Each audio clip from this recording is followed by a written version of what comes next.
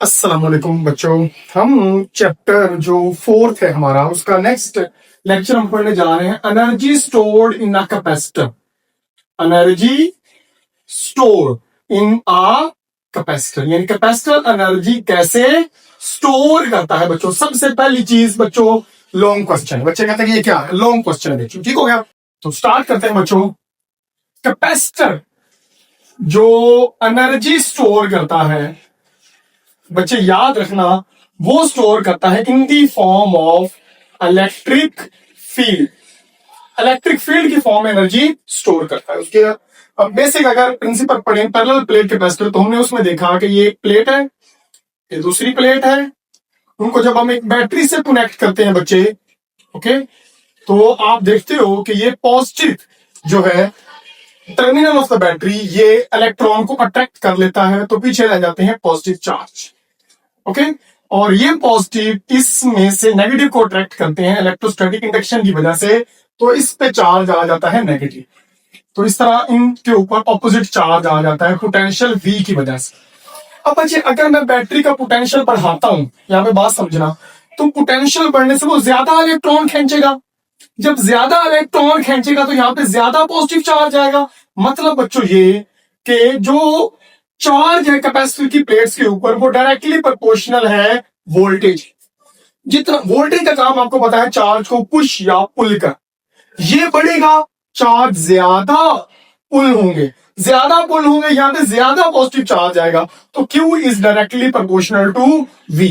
और बच्चे आपको बताता चलूं कि अगर आप इस तरह इनके दरमियान ग्राफ बनाएं, चार्ज और वोल्टेज के दरमियान, तो आपको अब तक अंदाजा हो गया होगा कि जो डायरेक्टली प्रोपोर्शनल होते हैं उनका ग्राफ हमेशा क्या होता है, स्ट्रेट लाइन। क्यों? क्योंकि एक चीज बढ़ रही है तो दूसरी भी बढ़ रही है, तो आप इनका ग्राफ बनाओ तो वो क्या बनेगा, स्ट्रेट लाइन। बस समझ रहे? तो ये कुछ चीजें हैं जो आप लोगों ने याद रखनी। यहाँ पे बच्चों एक चीज बता दूं, आपकी बुक में लिखी हुई है तो पैराग्राफ तो उसको थोड़ा सा एक्सप्लेन कर दूं। अगर कैपेसिटर चार्ज हो जाए, ओके, कैपेसिटर क्या हो जाए, चार्ज, यानी ये चार्ज हो गया, तो ये देखो बच्चे, ये इसकी कौन सी प्लेट है, पॉजिटिव, और ये उसकी कौन सी प्लेट है, नेगेटिव। ओके, तो बच्चे अब आपको पता है कि जो कैपेसिटिव प्लेट्स होती हैं वो बैटरी की तरह काम करें, एक तरफ हाई पोटेंशियल एक तरफ लो। आप एक वायर कनेक्ट करो इनके दरमियान तो करंट फ्लो होना शुरू हो जाएगा high potential to low potential. और जब वायर में करंट फ्लो हो जाएगा तो वायर थोड़ी सी क्या हो जाएगी, हॉट हो जाएगी। इसको बोलते हैं discharging of capacitor. Discharging of capacitor यानी कैपेसिटर पहले चार्ज होता है, फिर जब ये डिस्चार्ज होता है तो ये करंट फ्लो करवाता है, करंट की वजह से ये वायर क्या हो जाती है, हॉट हो जाती है। तो ये बच्चे कुछ चीजें हैं, बेसिक कंसेप्ट्स हैं जो आप लोगों ने याद रखने। टॉपिक अभी हम शुरू करते हैं। तो बच्चे ये हमारे पास कैपेसिटर एनर्जी स्टोर करता है in the form of electric field. Charge और पोटेंशियल का डायरेक्ट रिलेशन है, इनका ग्राफ क्या होता है, स्ट्रेट लाइन। और ये हमने पढ़ा कि कैपेसिटर कैसे डिस्चार्ज होता है, क्योंकि बेटे जो जो बात लिखी है बुक में आपको पता होनी चाहिए। तो पहले वाले तीनों पैराग्राफ मैंने यहाँ पे एक्सप्लेन कर दी। अब बच्चे आप शुरू कर सकते हो टॉपिक। पोटेंशियल का फार्मूला होता है बच्चे, हमने पढ़ा वर्क पर यूनिट चार्ज। तो यहां से बच्चों आप वर्क की वैल्यू निकालो, सब बच्चे जानते हैं वर्क निकालेंगे तो Q इधर जाके क्या हो जाएगा, मल्टीप्लाई। तो वर्क होता है बच्चों किसके इक्वल, Q इंटू V। और वर्क ही हमारे पास क्या होता है, एनर्जी के इक्वल। किसके इक्वल है, एनर्जी, क्योंकि वर्क जो है वो एनर्जी है, एनर्जी होगी तो वर्क होगा वरना नहीं। तो ये बच्चे कुछ चीजें आपको पता होनी चाहिए। अब बच्चे इस ग्राफ है जो मैंने बनाया है Q और V के दरमियान, अगर मैं इसके नीचे वाला एरिया फाइंड करूं, एरिया अंडर द कर्व, तो इसको नाम दे लो O, इसको नाम दे लो A और इसको नाम दे लो B। तो हमारे पास एक ट्राइंगल है, कौन सी, OAB। और इस ट्राइंगल का हम क्या फाइंड करते हैं, एरिया। तो बच्चे आपको पता होना चाहिए एरिया अंडर कर्व, ये जो कर्व मैंने ड्रा किए हैं OA, इसके नीचे वाला जो एरिया है वो किसके इक्वल है, वो है एरिया ऑफ ट्राइंगल। ठीक हो गया। और आपको बच्चे पता होना चाहिए ट्राइंगल का एरिया होता है half base into height. Okay बच्चों, अब यहां पे हम वैल्यू निकाल सकते हो बच्चे, ध्यान से सुनना। हमारे पास हाफ बेस, हमारे पास V है और हाइट क्या है, Q। तो ये हमारे पास बन गया Q इंटू V, हाइट की जगह Q, बेस की जगह V। तो ये बच्चों हमारे पास रिलेशन आ गया। और QV क्यू वी किसके इक्वल है 1, यानी किसके इक्वल है एनर्जी के इक्वल है।